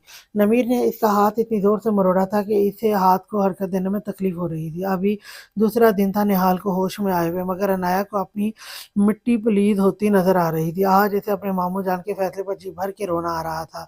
इससे पहले वो अपनी जात पर मातम करती कमरे का दरवाजा खोला। नमीर नमीर कमरे के अंदर आया। इसके हाथ में चावलों से भरी प्लेट थी। नमीर को अफसोस होने लगा, इसके हाथ मरोड़ने पर अनाया को दर्द हो रहा होगा। ये सोचकर नमीर से खुद भी खाना नहीं खाया गया। अनाया से लाख शिकवा सही, मगर वैसे तकलीफ में नहीं देख सकता था। खाना लाया हूँ तुम्हारे लिए, सीधी होकर बैठो, तुमसे खुद नहीं खाया जाएगा, मैं खिला देता हूँ। नमीर लहजे में नरमी लाए अनाया को बोलने लगा। अनाया सीधी होकर बैठी, नमीर भी इसके सामने बैठा। इसी वक्त दोबारा दरवाजा खुला और निहाल भी हाथ में प्लेट पकड़े अंदर दाखिल हुआ। वो भी अनाया की फिक्र करके इसके लिए खाना लाया था। नमीर, तुम मेरे पीछे अनाया का बहुत ख्याल रखा है, इस बात के लिए मैं तुम्हारा थैंकफुल हूँ, मगर अब मैं ठीक हो गया हूँ। कुछ था जो निहाल को खटक रहा था। निहाल सीरियस होकर नमीर से बोला, जिस पर नमीर इसे गौर से देखने लगा। इससे पहले वो निहाल को कुछ कहता, कमरे का दरवाजा दोबारा खुला। तुम दोनों को ही इसकी फिक्र करने की जरूरत नहीं है। अनाया मेरी बेटी है और इसे खाना मैं खुद खिला दूंगी अपने हाथों से। तुम दोनों ही अपने कमरे में जाओ। सरवत कमरे में दाखिल होती हुई बोली। इसके पीछे हमीदा ट्रॉली में खाना रखे अंदर दाखिल हुई। नमीर ने शिकायती नजरों से सरवत को देखा और खाने की प्लेट वहीं रखकर अपने रूम की बजाय घर से बाहर निकल गया, जबकि निहाल एक नज़र अनाया पर डालकर अपने रूम में चला गया। अनाया आंखों में आंसू भरे सरबत को देखने लगी। मैं इस वक्त तुम्हारी कैफियत का अंदाजा लगा सकती हूँ। निहाल को फौरी तौर पर दचका देना ठीक नहीं है, इसलिए ये बात मैंने निहाल को अभी नहीं बताई और नमीर को भी मना किया है, मगर जिस तरह के हालात नजर आ रहे हैं मैं निहाल को जल्द सब समझा दूंगी। तुम परेशान मत हो। सरवत अनाया का हाथ थाम कर इसे तसल्ली देती हुई अपने हाथ से खाना खिलाने लगी। नमीर अपने बेडरूम में आया तो अनाया सोफे की बजाय बेड पर लेटी हुई थी। नमीर गाड़ी की कीज और मोबाइल साइड पर रखता हुआ वार्डरोब से अपने कपड़े निकालकर ड्रेसिंग रूम में चला गया। अब कैसा है तुम्हारे हाथ का दर्द? चेंज करने के बाद अब नमीर बेड के पास अनाया के सामने खड़ा इससे पूछने लगा। खुद ही ठीक हो जाएगा सुबह तक, अनाया लेटी हुई बोली। खुद ही कुछ भी ठीक नहीं होता, बिगड़े हुए काम इंसान को खुद से ठीक करने पड़ते हैं। उठकर बैठो। न जाने वो कौन सा काम ठीक करने की बात कर रहा था। नमीर बेड पर बैठता हुआ बोला। क्या करेंगे आप? अनाया ने बैठते हुए डर कर इससे पूछा। तुम्हारा इलाज। बोलने के साथ नमीर इसके करीब आकर बैठा। अब वो अनाया का सीधा हाथ दबाने लगा। यहाँ दर्द हो रहा है। अनाया ने नफी में सर हिलाया। नमीर ने हल्का सा दबाव कोहनी पर डाला तो अनाया की चीख निकल गई। हाथ ऊपर करो, शाबाश। नमीर अनाया को बच्चों की तरह बहलाता हुआ कहने लगा। नहीं, दर्द हो रहा है।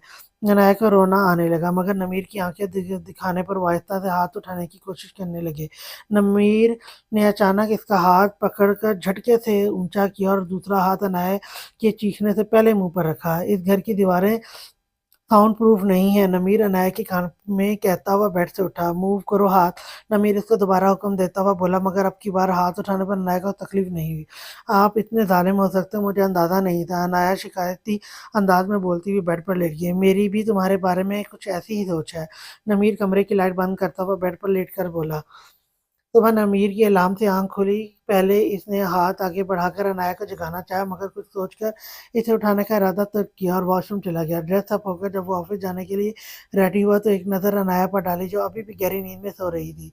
इसकी नींद पर रश करता हुआ कमरे से बाहर निकला। सरबत और निहाल पहले से ही टेबल पर मौजूद थे। निहाल भी ऑफिस के लिए तैयार था। नमीर ने इसे कुछ नहीं कहा। नाश्ते के दौरान इन तीनों में से किसी ने अनाया का जिक्र नहीं किया। खामोशी से नाश्ता करके नमीर और निहाल दोनों ही ऑफिस के लिए निकल गए, जबकि सरवत कल से यही सोच रही थी कि सारी हकीकत निहाल को कैसे बताए।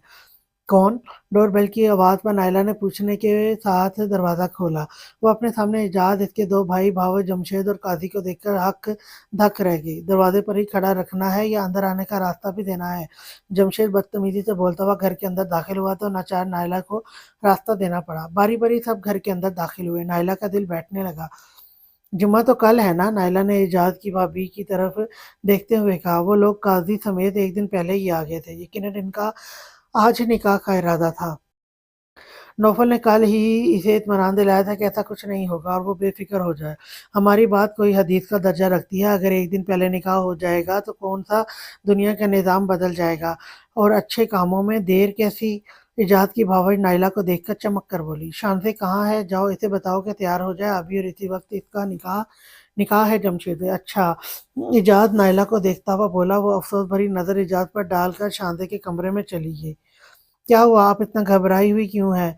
और ये कमरे का दरवाज़ा क्यों बंद कर दिया? शांति, जो कि शावर लेकर अभी वॉशरूम से निकली थी, नायला को परेशान हाल देखकर एकदम बोली। भाग जाओ पीछे के दरवाजे से। तुम्हारा बाप अपने भाई बावच के साथ काजी भी लेकर आ गया है जमशेद से तुम्हारा निकाह कराने के लिए। इस घर को हासिल करने के लिए ये लोग किसी भी हद तक जा सकते हैं। मैं इस मवाली के साथ निकाह करवा के तुम्हारी ज़िंदगी को बर्बाद होता हुआ कैसे देख सकूंगी? नायला ने बाकायदा रोना शुरू कर दिया। "मैं परेशान मत हो, ये लोग मेरे साथ ज़बरदस्ती नहीं कर सकते।" शांति का दिल खुद भी अंदर से डर रहा था, मगर वो रोती हुई नायला को तसल्ली देती हुई बोली। शांति ने नौफल को कॉल मिलाने के घर से मोबाइल उठाया, नौफल की खुद कॉल आने लगी। "नौफल, अब्बू, ताया, ताई निकाह ख्वाह को लेकर इस वक़्त तुम्हारे घर पर मौजूद हैं।" शांति ने कॉल रिसीव करते ही बोलना शुरू कर दिया। "मेरी बात गौर से सुनो शांति, 20 मिनट तक किसी भी तरह सब सँभालो और किसी भी कागज़ पर साइन मत करना। मैं पहुँचने वाला हूँ। तुम मैनेज कर लोगी ना?" नौफल की आवाज़ के साथ ट्रैफ़िक की आवाज़ें भी वो बआसानी सुन सकती थी। शांति को इसकी बात सुनकर इत्मीनान हुआ। "मैं मैनेज कर लूँगी, तुम्हारा इंतज़ार कर रही हूँ। प्लीज़ जल्दी से आ जाओ, देर मत करना।" शांति की आवाज़ में वो बेबसी में अच्छी तरह महसूस कर सकता था। कॉल काट कर इसने सदीक की को कार की स्पीड मज़ीद तेज़ करवाई। इसने सदीक के कार की स्पीड मज़ीद तेज़ करवाई। 10 मिनट पहले जब वो पुलिस स्टेशन में मौजूद था, तब जमाल रिक्शे वाला ने इसे शांति के घर इजाज़ समेत 4 अफराद के आने की इत्तला दी थी। यानी नौफल ने जो कल का प्लान बनाया हुआ था, इसे आज ही इस पर अमल करना था। इसलिए बगैर देर किए अपने साथ तस्दीक के अलावा 3 पुलिस की एहलकार को लेकर पुलिस वैन में शांति के घर के लिए निकल गया। "सदीक, जल्दी पहुँचना है, तेज़ ड्राइव करो।" नौफल ने तीसरी बार सदीक को सख्ती से टोका। "सर, आप फ़िक्र नहीं करें, पुलिस बेशक मौके वारदात पर जुल्म होने के बाद पहुँचती है, मगर सदीक आपको आज वक़्त से पहले पहुँचा देगा।" सदीक, जो कि पहले ही तेज़ ड्राइव कर रहा था, मज़ीद कार की स्पीड तेज़ करता हुआ बोला। "हाँ, निहाल, मेरी बात गौर से सुनो, 20 मिनट के अंदर-अंदर अमीर को लेकर अनाया की दोस्त के घर पहुँचो।" नौफल को एक और ज़रूरी काम याद आया और इसने फ़ौरन निहाल को कॉल मिलाई। "क्या हुआ, सब खैरियत तो है ना?" निहाल आज ही ऑफ़िस आया था और ऑफ़िस के वर्कर्स को इकट्ठा करके पिछले 2 माह के प्रोग्रेस का पूछ रहा था। तभी नौफल की इसके पास कॉल आई। "हाँ, सब खैरियत है, शांति के घर का एड्रेस सेंड कर रहा हूँ। अगर मेरे निकाह में शरीक होना है तो 20 मिनट के अंदर यहाँ पहुँचो, वरना तुम दोनों भाई शिकवा नहीं करना कि मैंने बताया नहीं। सख्त इमरजेंसी की सूरत-ए-हाल में भी तुम दोनों को इनवाइट करके मैंने अपना फ़र्ज़ निभा दिया है।" नौफल ने कॉल काटी। दूसरी तरफ निहाल नौफल की बात सुनते ही चेयर से खड़ा हो गया। "आप सब अपनी-अपनी सीटों पर वापस जाएँ। ज़फ़र साहब, आप ये फ़ाइल चेक करें और आज होने वाली मीटिंग 3 से 4 घंटे लेट यानी 9 बजे तक का टाइम रख दें।"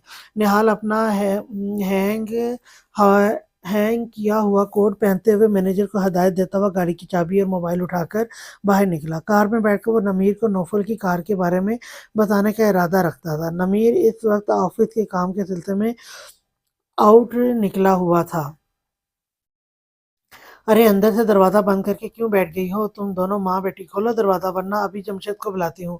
10 मिनट गुज़रने के बाद जब शांति और नायला कमरे से बाहर नहीं निकली, तो शांति की ताई ने ज़ोर-ज़ोर से दरवाज़ा पीटना शुरू कर दिया। शांति ने उठकर दरवाज़ा खोला।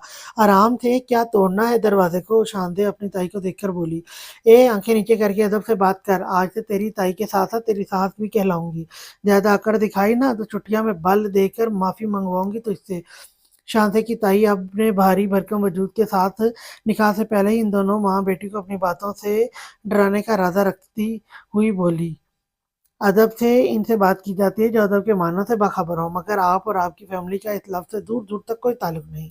कोशिश करिएगा इस बात की कि मैं आपकी बहू ना बनूँ तो अच्छा होगा, वरना न्यूज़ चैनल में ये खबर नशर होगी कि एक बहू ने अपने शौहर समेत अपने सास-ससुर के खाने में चूहे मारने वाली दवा मिलाकर तीनों को जान से मारकर इनकी लाशों को गटर में फेंक दिया। शांति के बोलने पर नायला परेशान हो गई। वही ताई इसकी चलती हुई ज़ुबान पर इसे आँखें फाड़-फाड़ देखने लगी। "अरे तौबा! इजाज़, ज़रा अपनी बेटी की ज़बान तो देख और इसके ख़यालात सुन हमारे बारे में।" ताई अपने दोनों गाल थपथपाती हुई इजाज़ को देखकर बोली, "ए लड़की, बहुत ज़ुबान चल रही है तेरी, याद नहीं है थोड़े दिन पहले क्या हशर करने वाला था मैं?" इजाज़ के कुछ बोलने से पहले जमशेद चीखता हुआ शांति को देखकर बोला, "शायद तुम इस दिन अपना हशर भूल गए। किस तरह इस एसपी ने कुत्तों की तरह तुम्हारी धुलाई भरे मजमे के सामने की थी और किस तरह तुम दुम दबाकर वहाँ से भागे थे। किस मुँह से तुम काज़ी को लेकर आए हो? तुम जैसे डरपोक भगोड़े आदमी से शादी करने से बेहतर है मैं सारी ज़िंदगी कुँवारी रहना पसंद करूँगी।" शांति बिना खौफ के जमशेद को देखती हुई बोली, जबकि नायला इसका बाजू बार-बार खींचकर इसे ज़्यादा बोलने से रोक रही थी। "शांति, अगर अब तुम्हारी ज़ुबान चली तो मैं हाथ उठाने में देर नहीं लगाऊँगा। शराफ़त से इस निकाहनामे पर साइन करो।" इजाज़ बोलने के साथ ही इसके सामने आकर खड़ा हो गया। किस हक से आप हाथ उठाने की की बात कर रहे हैं? जब आप बाप होकर अपनी तमाम ज़िम्मेदारी से मुँह मोड़कर मुझे, मेरी माँ को और बहन को छोड़कर चले गए थे, तो अब आप मुझसे क्या तवक्को कर रहे हैं? मैं सर झुकाकर आपका हुक्म बजा लाऊँगी। अब दोबारा हाथ उठाने उठाने की या मुझसे ज़बरदस्ती निकाह कराने का सोचिएगा भी नहीं। निकाह में लड़की की दिली रज़ामंदी होनी रज़ामंदी शामिल होनी चाहिए, इतना तो आप भी जानते होंगे। शांता ने अपने बाप की आँखों में आँखें डालकर कहा, "ये जो तेरी बेटी बिना डरे इतनी तकरीरें कर रही है, ज़रा मालूम कर इसके पीछे किसका हाथ है? ज़रूर कोई चक्कर है तेरी बेटी का किसी के साथ।" अब की बार शांता ने अपने ताया को अफ़सोस से देखा और इससे पहले कोई कुछ बोलता दरवाज़ा बजने लगा।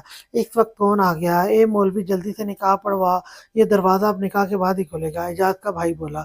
मुझे ये निकाह कबूल नहीं है, समझ में नहीं आ रहा आपको? शांति अपने ताया के सामने चीखती हुई बोली। अब बोल निकाह के लिए राज़ी होगी या नहीं? अचानक जमशेद चाकू निकालकर नायला की गर्दन पर रखता हुआ बोला, मेरी अम्मी को छोड़ो वरना मैं तुम्हारी जान ले लूँगी। शांति चीखकर जमशेद से बोली। इतने में सेन में किसी के कूदने की आवाज़ आई।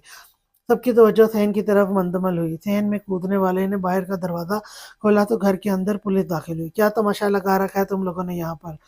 नौफल कमरे में दाखिल होकर सब पर नज़र डालता हुआ गरजदार आवाज़ में बोला, इसके पीछे मज़ीद 4 पुलिस वाले मौजूद थे, जिन्होंने हाथों में बंदूकें थामी हुई थीं। एजाज़ समेत ताया-ताई जमशेद सबको साँप सूँघ गया। वही नायला और शांति का साथ बहाल हुआ। एसपी हमारे घर का मामला है, तुम कौन होते हो बीच में मुदाखलत करने वाले? इजाज़ का भाई हिम्मत करता हुआ नौफल से बोला। नौफल चलता हुआ इसके पास आया, अभी इल्म हो जाएगा तुम्हें कि मैं कौन होता हूँ। नौफल बोलता हुआ जमशेद के पास आया और चाकू इसके हाथ से लेकर इसके मुँह पर ज़ोरदार थप्पड़ रसीद दिया। अरे एसपी ये तुम अपने साथ अच्छा नहीं कर रहे हो। तुम जानते नहीं हो कि मेरा किन लोगों में उठना बैठना है। इजाज़ का भाई दोबारा नौफल को धमकाता हुआ बोला, सदीक अब की बार किसी ने भी आवाज़ निकाली तो अपनी बंदूक से इसकी खोपड़ी खोल देना। इस चिलगोज़े को हिरासत में लो, काफ़ी इलाकों का बदमाश बना फिरता है, कल मैं थाने में आकर इसकी सारी बदमाशी खुद निकालूँगा। नौफल ने जमशेद को गिरबान से पकड़कर सदीक की तरफ धक्का दिया। अब इसका रुख काज़ी की तरफ था। नौफल ने अपनी जेब से खाकी लिफ़ाफ़ा निकालकर इसमें से दूसरा निकाहनामे का फ़ॉर्म निकाला, इतने में नमीर और निहाल भी वहाँ पहुँच गए। हाँ, तो काज़ी साहब निकाह शुरू करें। निहाल और नमीर से मिलने के बाद इसने सबको कुर्सी पर बैठने का इशारा किया। वहीं नायला की तरफ इजाज़त तलब नज़रों से देखा। नायला ने मुस्कुराकर सर हिलाया और शांज़े के सर पर दुपट्टा पहनाने लगी। मैं शांज़े का बाप हूँ और इस निकाह के लिए हरगिज़ राज़ी नहीं हूँ। इजाज़ कुर्सी पर बैठा हिम्मत करके बोला। नौफल उठकर इजाज़ के बराबर वाली कुर्सी पर बैठा। अब भी राज़ी नहीं हैं आप? वो अपनी रिवॉल्वर टेबल पर इजाज़ के सामने रखता हुआ संजीदगी से पूछने लगा, जिस पर इजाज़ खामोश हो गया। अच्छी खासी संजीदा सूरत-ए-हाल में भी निहाल और नमीर अपनी मुस्कुराहट छुपाने पर मजबूर हो गए। नौफल के इशारा करने पर काज़ी ने नौफल का शांज़े से निकाह पढ़वाया। इतनी देर क्यों हो गई घर आने में? शांज़े के घर थे तो आप 7 बजे निकल गए थे ना? इस वक़्त रात के 12 बज रहे थे। निहाल और नमीर इसी वक़्त घर पहुँचे थे। नमीर अपने बेडरूम में आया, वो तवक्को कर रहा था इस वक़्त अनाया सो चुकी होगी, मगर तवक्को के खिलाफ वो जाग रही थी, बल्कि इससे कल रात वाले वाक़े पर नाराज़ होने की बजाय वो खुश लग रही थी और ये खुशी की वजह यकीनन इसकी दोस्त का निकाह था, जिसकी डिटेल इसे शानज़े मोबाइल पर दे चुकी थी। ऑफ़िस में मीटिंग थी, इस वजह से लेट हो गया। तुम क्यों जाग रही हो इस वक़्त? नमीर कोट उतारने के बाद टाई की नॉट ढीली करता हुआ अनाया से पूछने लगा। खुशी के मारे मेरी तो आज नींद ही उड़ गई। शानज़े से मिलने का इतना दिल चाह रहा है, क्या बताऊँ? अनाया नमीर को का कोट हैंग करती हुई बोली। नमीर ने एक नज़र इसको देखा, वो वाक़ई खुश थी, जब भी इस वक़्त बगैर नाराज़गी के नॉर्मल अंदाज़ में इससे बातें कर रही थी। डियर वाइफ़, अपनी खुशी में आप ये भी भूल गई हैं कि आपके शौहर ने रात का डिनर किया भी है कि नहीं? नमीर इसको देखता हुआ कहने लगा तो अनाया के लब सिकुड़े। ओह! सॉरी मेरा ध्यान नहीं गया, आप चेंज करके आ जाएँ, मैं खाना लगाती हूँ। अनाया नमीर को बोलती हुई किचन में जाने लगी, तभी नमीर ने इसका हाथ पकड़ा। रहने दो, डिनर कर चुका हूँ मैं। नमीर अपना ड्रेस लेकर ड्रेसिंग रूम में चला गया। चेंज करके जब वो वापस आया तो अनाया बेड पर बैठी हुई थी। नमीर ने महसूस किया कल से इसे बेड पर सोने के लिए कहना नहीं पड़ रहा। नमीर बेड पर आकर अपनी साइड पर लेटा। आज सुबह से ही वो ऑफ़िस के कामों में, इसके बाद नौफल के निकाह में और फिर मीटिंग में बिज़ी रहा, इसलिए थकन के बायस इसे काफ़ी नींद आ रही थी। आपको मालूम है शांता के फादर ने नायला आंटी को फ्राइडे के दिन निकाह का बोला था कि शांता का निकाह इसके कज़न से होगा और वो लोग एक दिन पहले ही यानी आज अचानक निकाह करने के लिए आ गए थे। अनाया बेड पर बैठी हुई नमीर को देखकर ऐसे बताने लगी जैसे कि कोई बहुत ही ज़रूरी वाक़या हो। हाँ, मालूम है नौफल से पूरा सीन मालूम हुआ था। फिर मैं और निहाल निकाह के वक़्त वहीं पर मौजूद थे। हमें खुद भी मालूम हो गया आगे क्या हुआ। नमीर ने अनाया को बताते हुए अपनी आँखों पर हाथ रखा ताकि अनाया समझ जाए वो सोना चाहता है। और लाइट बंद कर दे। अरे ये थोड़ी मालूम होगा जब आंटी शांते का निकाह का बताने आई तो शांते और आंटी रूम का दरवाज़ा बंद करके बैठी रही ताकि इस तरह थोड़ा वक़्त गुज़र जाए। अनाया नमीर का बाजू आँखों से हटाकर इसे बाकी का सीन सुनाने लगी, जिसमें नमीर को ज़रा-सी भी दिलचस्पी नहीं थी। वो नमीर के घूरने का नोटिस लिए बगैर न फुल एन्जॉय करती हुई शांति के एक-एक डायलॉग बताने लगी, जिससे नमीर को एहसास हुआ इन दोनों सहेलियों का शुमार इन ख़वातीन में होता है, जो अपना पूरा दिन की रूटीन अपनी सहेली को फ़ोन करके बताती हैं और बाद में कॉल रखने के बाद इन्हें अफ़सोस होता है कि आज खाने में लौकी का रायता भी था, ये तो बताना ही भूल गई। नवीद सुनिए ना, मैं आगे और भी इंटरेस्टिंग बात बताने लगी हूँ। मालूम है जब शांति के कज़न ने नमीर जिसका किस्सा सुनकर थकन के बायस गलती से आँखें बंद कर गया था। अनाया ने इसका बाजू हिलाकर इसको दोबारा जगाया और फिर शांति के कारनामे बताने लगी। अब नमीर बेबसी से आँखें खोले अनाया की बात पर सर हिलाने लगा, मगर जब वो सुनकर पक गया और बर्दाश्त का पैमाना लबरेज हुआ तो एकदम बोल पड़ा, अनाया प्लीज़ यार, कल सुबह मैं लेट ऑफिस जाऊँगा और सुबह उठने के बाद ही शांति की पूरी स्टोरी तुमसे डिटेल में सुनूँगा। चंदा अभी ये लाइट बंद कर दो और तुम भी सोने की कोशिश करो अच्छे बच्चों की तरह, शाबाश। नमीर अनाया को बहलाता हुआ बोला और तकिया अपने सर के नीचे से निकाल कर अपने चेहरे पर रख लिया। मगर तब इसे हैरत का शदीद झटका लगा जब अनाया ने एक लास्ट इंटरेस्टिंग बात कहकर इसके चेहरे से तकिया हटाया और एक बार फिर नॉन स्टॉप शुरू हो गई। अब नमीर इसे हैरत की बजाय मुस्कुराता हुआ देख रहा था। शायद इतनी बातें तो इसने अपनी पूरी ज़िंदगी में कभी किसी से नहीं की होगी, जितनी बातें वो नमीर से पिछले आधे घंटे से कर रही थी। जब किसी बात पर हँसती हुई इसने नमीर के आगे ताली के लिए हाथ बढ़ाया, नमीर ने ताली मारकर अनाया का हाथ पकड़ लिया और अपने सीने पर रखा। अब वो नमीर की शर्ट के बटन से छेड़छाड़ करती हुई इसे शानदे की बातें बता रही थी। नमीर को शानदे के टॉपिक में कोई ख़ास दिलचस्पी नहीं थी, मगर वो अनाया के हिलते हुए होठों को गौर से देखने लगा।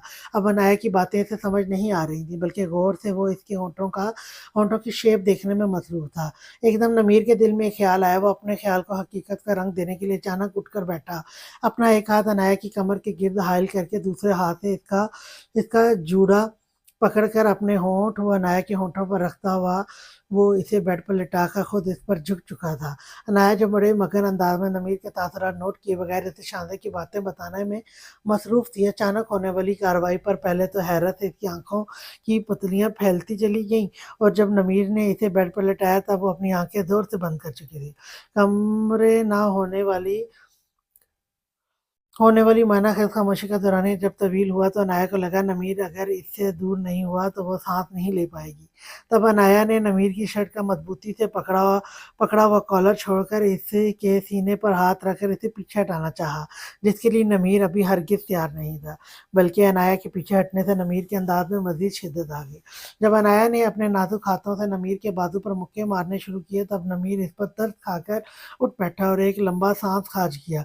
जबकि अनाया हैरत से इसको देखती हुई अपनी फूली हुई साँस बहाल करने लगी। इससे पहले नमीर इस पर दोबारा झुकता अनाया करवट लेकर दूसरी तरफ अपना रुख करके लेट गई। ये शर्म थी, झिझक या ग्रेज़, नमीर समझ नहीं पाया। चंद सेकंड वो अनाया को यूँ ही देखता रहा, फिर कुछ सोचकर कमरे की लाइट बंद करता हुआ बेड पर अपनी जगह पर लेट गया। कल रात नौफल शांति के अलावा नायला के लाख मना करने के बावजूद इसको भी अपने साथ अपने घर ले आया, जिससे शांति को दिल में एक तरह से इत्मीनान हुआ, वरना इसे नायला की फ़िक्र लगी रहती। घर में आने के बाद रात के खाने से फ़ारिग होकर नौफल ने फ़रीदा स्टेप मदर को वीडियो कॉल मिलाई, जिस पर नौफल ने सरसरी अंदाज में आज रूनुमा होने वाले वाक़ये का ज़िक्र किया। इसके बाद अपने निकाह के बारे में बताया। वो फ़रीदा को अपनी पसंद से पहले ही आगाह कर चुका था। फ़रीदा नौफल के फ़ैसले से खुश थी। इसे इसकी नई ज़िंदगी के लिए ढेर सारी दुआएँ और मुबारकबाद भी दी। इसके बाद नौफल ने वीडियो कॉल पर ही फ़रीदा और खुर्रम से शांति का भी तारुफ़ कराया। फ़रीदा को शांति से बहुत पसंद आई। इसने नौफल से जल्द ही पाकिस्तान आने का वादा किया। कॉल से फ़ारिग होने के बाद नायला को इसका रूम दिखाकर जब नौफल शानदार को बेडरूम में लेकर आया तो नौफल के मोबाइल पर कॉल आई। कमिश्नर साहब ने इसे इमरजेंसी में लगने वाली ड्यूटी पर फ़ौरन तलब किया। नौफल मुँह लटकाता हुआ यूनिफ़ॉर्म पहनने लगा, जिस पर शानदार ने अपनी मुस्कुराहट छुपाई। वो इसे रेस्ट करने का कहकर घर से निकल गया। कार ड्राइव करते हुए वो यही सोच रहा था, आज इसकी ज़ालिम हसीना इसके पास मौजूद थी, मगर कमिश्नर साहब इससे बढ़कर ज़ालिम हो गए, जिन्होंने शादी वाली रात ही इसकी नाइट ड्यूटी लगा दी। अपने साथ होने वाले जुल्म पर वो सब्र करता हुआ नाइट ड्यूटी अंजाम देकर वो अभी घर लौटा ही था। इस वक़्त सुबह के 7 बज रहे थे। बेडरूम में आया तो बेड पर शांति को सोता हुआ पाया। नौफल के चेहरे पर मुस्कुराहट आई। अपने बेड पर इससे इज़ाफ़े पर वो जी भर के खुश हुआ। यूनिफ़ॉर्म चेंज करता हुआ वो बेड पर आया। शांति के बराबर लेटकर वो इसे देखने लगा। मुसलसल अपने चेहरों पर किसी की नज़रों का हिसार महसूस करके शांति की आँख खुल गई। आँखें खुलते ही इसने अपने बराबर में नौफल को अपनी तरफ करवट से लेटे देखा। वो इसको देखकर मुस्कुरा रहा था। तुम कब वापस आए? शांति बेड से उठकर नौफल से पूछने लगी। थोड़ी देर पहले ही वापस आया हूँ, तुम बताओ नींद आराम से आ गई थी? नौफल अब सीधा लेटता हुआ शांति से पूछने लगा। इतने दिनों बाद ही तो आज सुकून की नींद आई है, वरना तो चंद दिनों से मैं और अम्मी मुसलसल खौफ के साथ जी रहे थे कि अबू और ताया मिलकर जबरदस्ती मेरा जमशेद से निकाह ही न करा दें। शांति नौफल को देखकर अपने खदशे को ज़ाहिर करने लगी।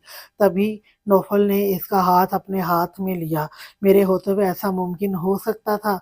भला अब तुम्हें आंटी को खौफज़दा होने की ज़रूरत नहीं है, जबकि तुमने सुकून से नींद पूरी कर ली है, तो अब मेरे करीब आकर थोड़े से सुकून के लम्हात मुझे फ़राहम करो। नौफल ने नरमी से इसका हाथ सहलाते हुए झटके से अपनी तरफ खींचा तो नौफल के सीने पर आ गिरी। सुबह का आगाज़ होते ही तुमने अपना छिछोरापन शुरू कर दिया। शांति ने इसे संजीदगी का लबादा उतारते हुए देखा तो इसको घूरती हुई बोली, मेरी जान इसे छिछोरापन नहीं रोमांस कहते हैं, जिसको करने का इजाज़तनामा मुझे कल रात ही दरकार हो गया है। अब तुम कोशिश करने के बावजूद मुझे हरगिज़ नहीं रोक सकती।